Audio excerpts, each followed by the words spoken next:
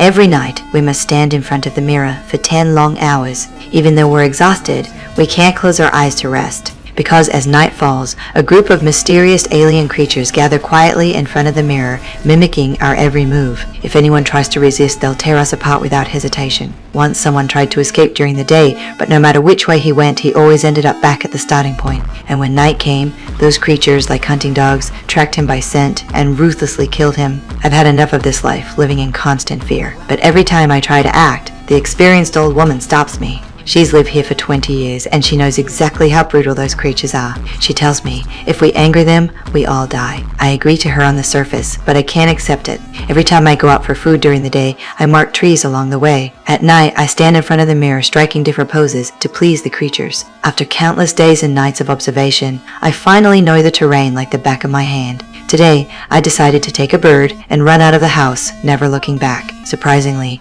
the old woman didn't stop me this time. I felt confused, but followed the markings I left behind, running as fast as I could, hoping to escape the forest before nightfall. I kept running until I saw an open space ahead. But just as I thought I'd escape the forest, the sight in front of me shattered my hope. Mountains stretched endlessly across the horizon. I realized, even if I ran my legs off, I could never escape in a single day. Despair swallowed me whole. At that moment, the old woman appeared behind me. You're not the first to have tried getting out. We've all tried and failed.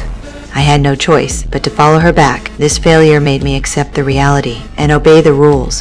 However, the next time I went out for food, I was with the youngest, Tyler. On the way, Tyler kept complaining about how the old woman always orders them around. I came up with an idea and started agreeing with him, speaking ill of the old woman. After growing closer to Tyler, I came up with a bold idea. We had never truly seen those creatures. Maybe the old woman made it all up. A spark of realization flickered in Tyler's eyes. Driven by curiosity, we secretly went to the creature's hiding place. Standing before the deep cave, I didn't feel fear, but excitement instead. Don't you want to know what they are? We decided to take the risk. Tyler tied the rope at the entrance, and I ventured deep into the cave. Nothing happened along the way, until I reached the bottom, only to find it completely empty, no trace of the creatures. Instead, there were scattered human tools. I didn't think too much about it, picked up a few useful items, and sent them up with the rope. I wasn't satisfied and wanted to go deeper into the cave, but just then, a strange sound came from inside. I quickly called Tyler, and a hand slowly reached out from the cave. As it touched the sunlight, it emitted white smoke. In a panic, Tyler dropped the rope,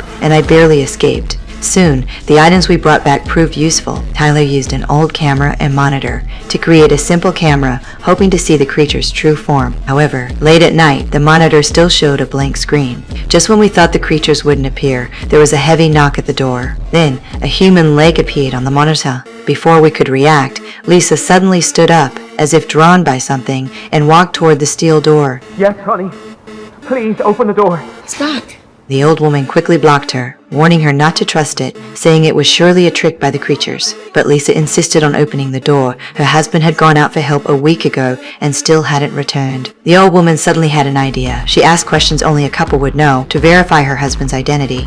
Lisa agreed, but as time passed, there was no response from outside. Lisa finally came to her senses, but this enraged the creatures. They rushed back to the mirror, but this time, the mirror seemed ineffective. The creatures grew more frantic, banging on the mirror. The room shook violently, and we were terrified, thinking we wouldn't escape this time. Just as the mirror was about to shatter, the creature suddenly stopped. This time, it was just a warning, but the old woman was furious and came to me. Tell me what you did.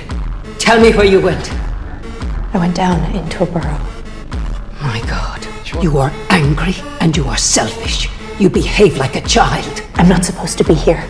And I'm not staying here. Do you get that? I'm the one that's getting